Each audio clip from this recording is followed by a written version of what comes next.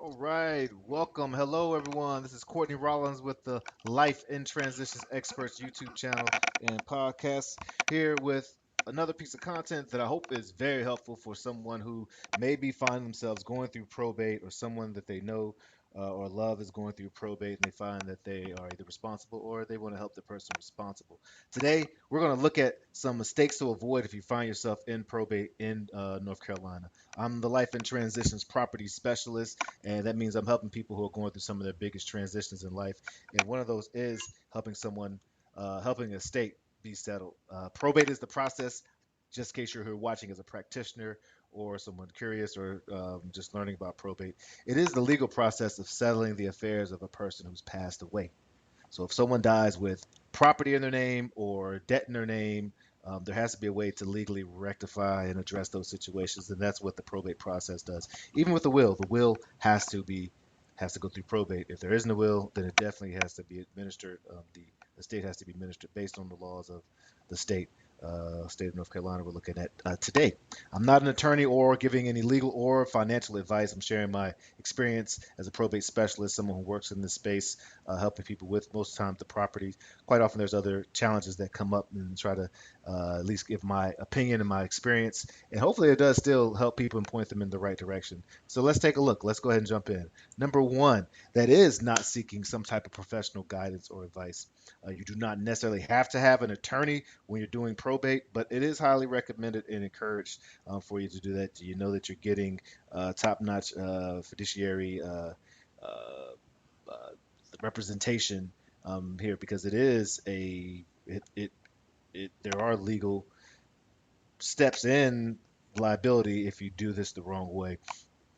Even if you don't seek someone to complete or administer or execute the the estate, it is still important or highly encouraged to at least speak to someone and get their guidance so that you know what next steps are available. So that's number one. Not seeking professional guidance can be a mistake for many people. Number two, delaying the probate process, not understanding, having a clear understanding of the timeline. If you need a timeline, reach out to me. I can share with you all the dates and timeline based on when you open probate to when it needs to be closed. But it's very important that you follow those. There can be not only legal liability but financial liability to the estate um, when when you are late and when you're delaying probate, not turning in the inventory properly or on time or not submitting the final accounting or the annual accounting. All those things can delay the probate process. You don't want to do that. It's already long, it's already expensive, and it's already public.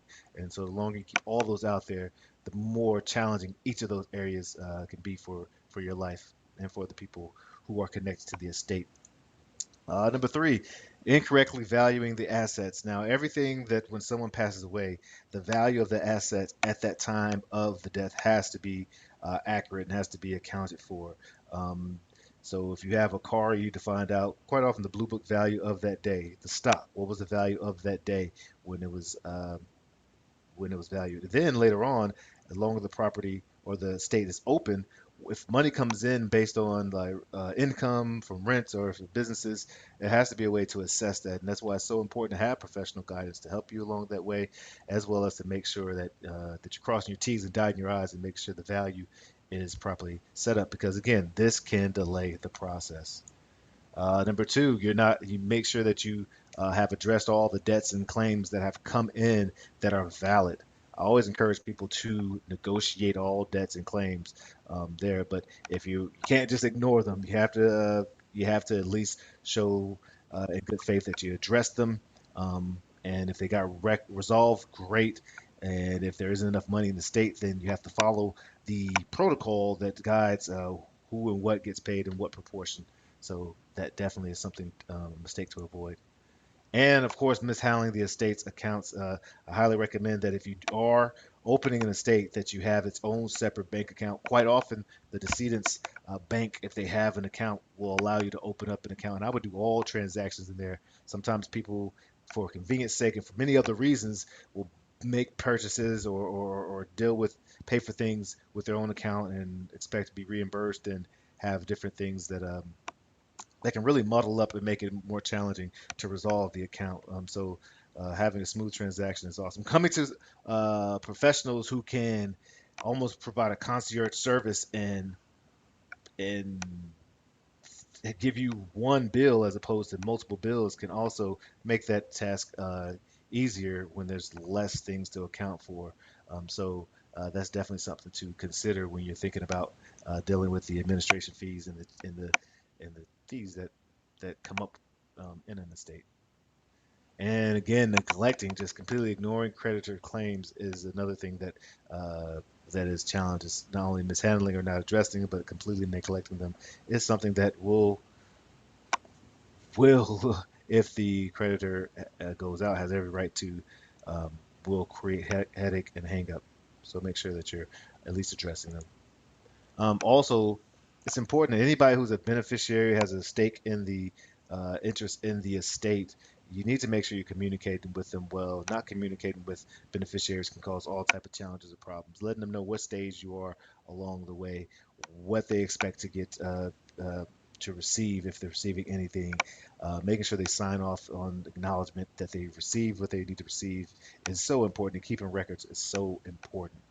And then number eight, overlooking the tax obligations. Yes, the estate will need to pay taxes for every year that it's open. It'll need to pay taxes. So make sure if there is a property that has to go through probate, which does happen sometimes in North Carolina, the property tax has to be dealt with, as well as any tax obligations that may come from income earned in from other places within the estate. Again, this is why it's so important to have professionals take a look at this. Now, if you need any support pointing you in the right direction, I'm like the hub in the wheel where I have a team of network of state professional attorneys, real estate brokers, cash buyers, contractors, people who help you with deal with the personal property and the stuff when it comes to estate sales, cleanup, helping folks with downsizing if there are seniors or loved ones who are left behind who need support transitioning or moving to different spaces. And of course, I have connections of financial advisors that I can point to you and make that process smooth and easy. Feel free to reach out to me at Courtney at estateproservice.com or go to the website estateproservice.com and check out a little more details of what services are provided. All right. This is the Life in Transitions Expert YouTube channel, Facebook group, all podcasts. Would love for you to share, to hit the like and subscribe so we can get this out to more people and more people can benefit from the resources that are provided here for free.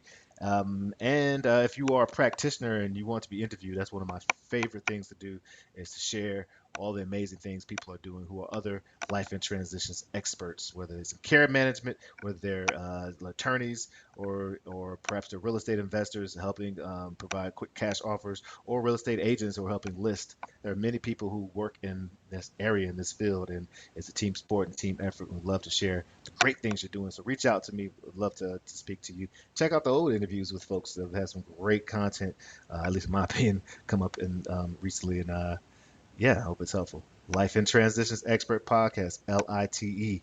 Let your light shine. Cheers.